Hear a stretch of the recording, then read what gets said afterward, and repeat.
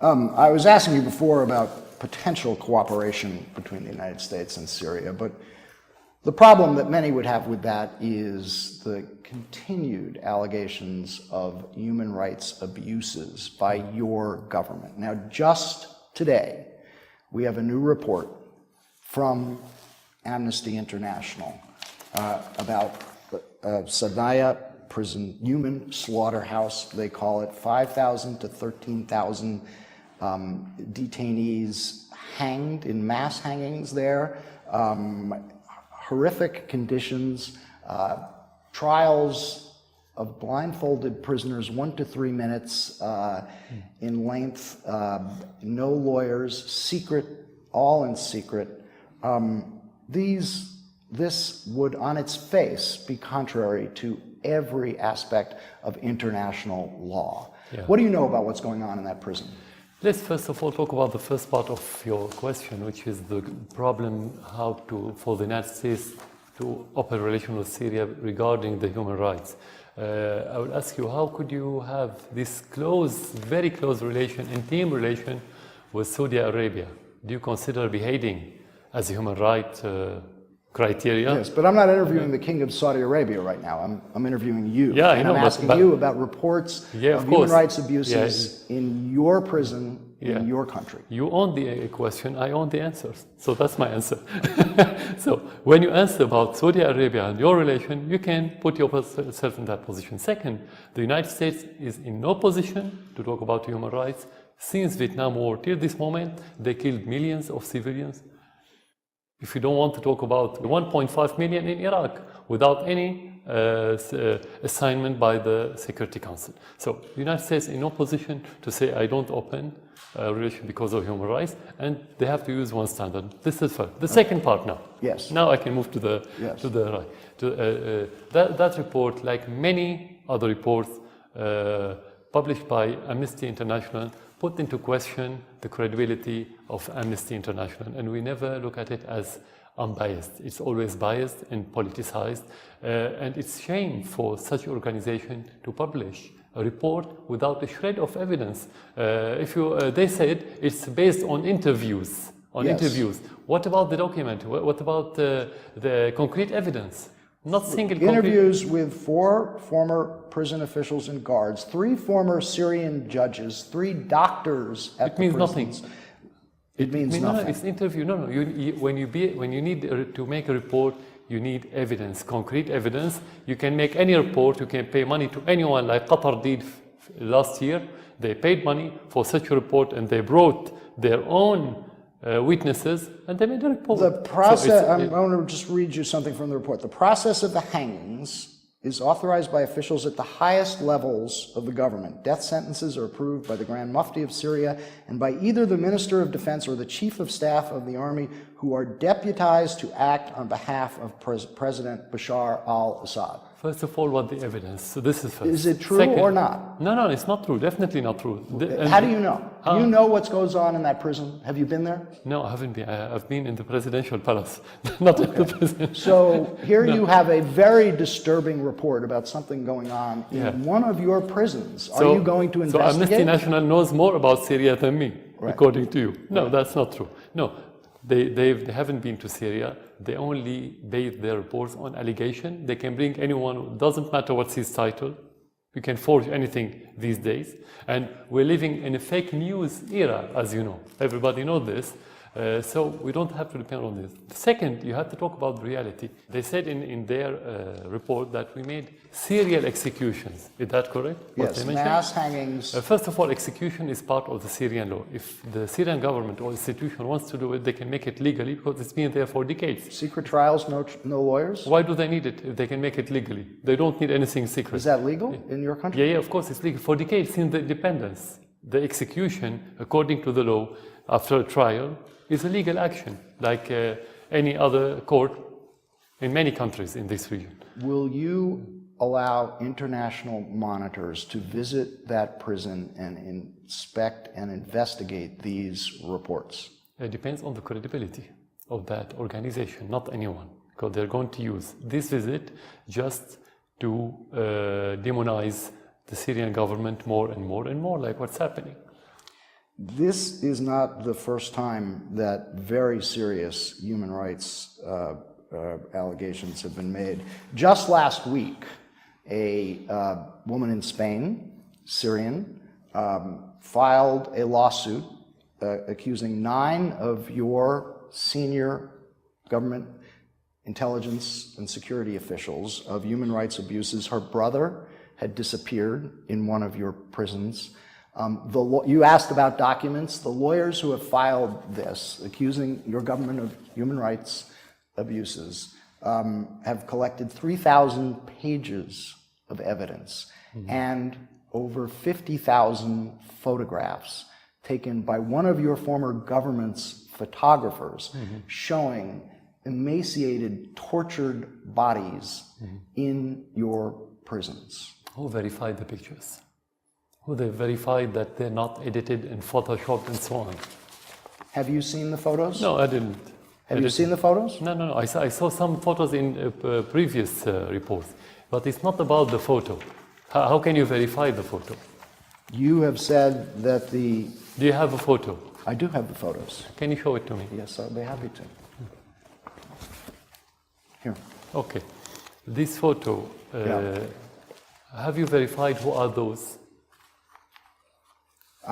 Because you have it and because you mention it in front of your audience. There's a number of photos. You have to convince your audience. You cannot mention such a picture without verifying who are those and where and everything about it, just to put it in front of the audience, tell them, oh, they've been killed by the Syrian soldiers. The woman who filed the lawsuit, the Syrian woman who filed the lawsuit, says she saw her brother in those photographs. At the end, these are allegations. We have to talk about concrete evidence. At the end, that's how you can base your judgment. Not that anyone can say whatever he wants. You said that you believe these photos may have been doctored. The U.S. State Department gave these photos to the American FBI crime lab, digital lab. They examined these photos and said the bodies and scenes depicted, these are 242 of these images, the bodies and scenes depicted exhibit no artifacts or inconsistencies that would indicate they have been manipulated. As a result of the above observations, all of these 242 images appear to depict real people and events. Who said that? The FBI. Have you seen their report? No. When was that? That was 2015. Yeah, the question, when your institutions were honest about what's happening in Syria? That's the question. Never. For us, never. So we don't have to rely on what they say. If the FBI says something, it's not something, it's not evidence for anyone, especially for us. The most important thing, if you take these photos to any court in your country, could they convict any criminal regarding this? Couldn't they tell you what this crime, who committed? If you don't have this full picture, you cannot make judgment. It's just propaganda, it's just fake news. They want to demonize the Syrian government. In every war, you can have any individual crime.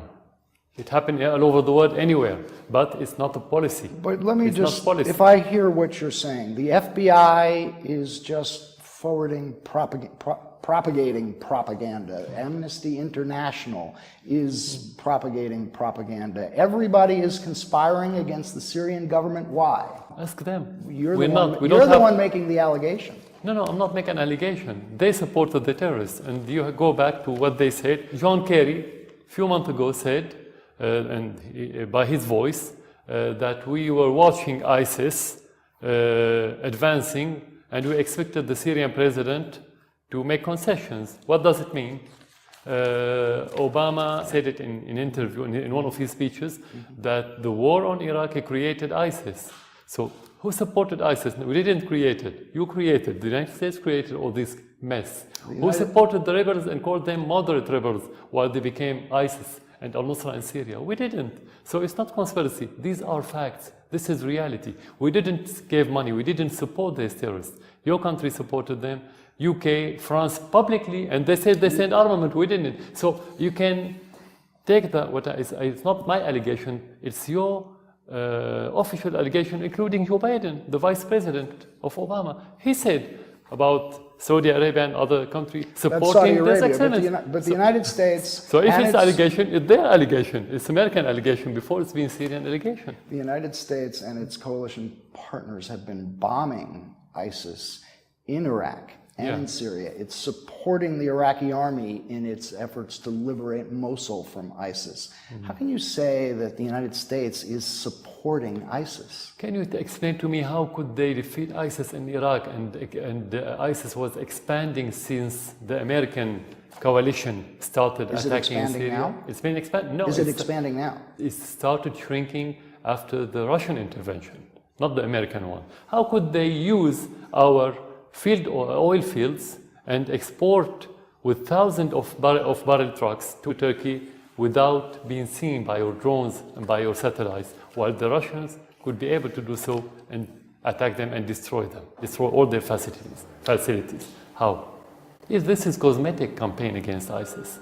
Just to be clear, I have shown you the FBI report, I've shown you the photographs, I've shown you the Amnesty International report.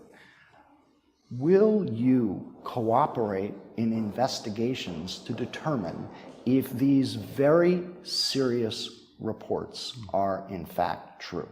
You showed me many things, but you didn't show me a single evidence. I showed you an FBI report. No, it's not evidence at all. It's actually the contrary. Any American institutions for us during the Syrian crisis was against the realities, was the opposite of the truth. That's how we look at it. So it's not Syrian institution, we don't care about what they say. For me, what I care about is what reports I have from Syrian people. And we had investigations because we have many claims regarding not the mass crimes, actually more individual acts. And we've been investigating many, and many people were punished. But that happened in every war. Are you disturbed enough about any of this to try to determine the truth yourself? I think you should show it to the Western officials to ask them that question. Are they disturbed to see what's happening since they started supporting the terrorists in Syria, this killing and this destruction? That's the question. Of course I'm disturbed. I'm Syrian. I have this natural... you are disturbed about this? About these reports? What's happening in Syria? No, not about the report. Not about this? No. Okay. I'm disturbed about what's happening in Syria. It's my country. It's been destroyed by proxy terrorists, of course. You have acknowledged that your troops in this war have committed mistakes in its prosecution against the rebels and that anyone could be punished. So how many mistakes are we talking about? No, I didn't say that. I never said. I said there are always mistakes in any action. That's a human life. How many mistakes are we talking about? How many innocent civilians have been killed by your government's mistakes? Nobody knows because thousands of those are missing people. Nobody knows anything about their fate. Nobody at all. So you cannot tell till the end of this war. Was it a mistake to bomb hospitals in Aleppo? We never bombed hospitals in Aleppo. Why to bomb a hospital? Can you convince your audience that we have interests in bombing hospitals? Actually, this is against our interests. This is against our interest to bomb hospital if it's used as hospital. And the proof that it was a lie, every time they talk about bombing hospital, every time they say this is the last hospital in eastern part of Aleppo. And the second time they talk about another hospital and they say the same. They bombed the last hospital. So it's a lies and lies and lies. We can spend the whole interview talking about lies, and we can talk about the truth and the reality. I have to talk about the reality. Is it a mistake to use barrel bombs and chlorine gas? You have to choose which part of the narrative is correct. Once they said we are using indiscriminate bombs, and they called it barrel bombs. The other day they said we targeted hospitals and the schools and convoys. We either have precise armaments or we have indiscriminate armament. So which one do you choose? Will you do acknowledge, though, that innocent civilians, there have been civilian casualties in this war? Of course, every war is a bad war. Okay. Every war is a bad war. You cannot talk about good war. Let's agree about this. Every war has casualty. Every war has innocent people to pay the price. This is the bad thing about war. That's why we need to end that war. But having casualty doesn't mean not to defend our country against the terrorists and against the invasion from abroad through those proxies by foreign countries like the Western countries and the regional ones. That's President- self-evident.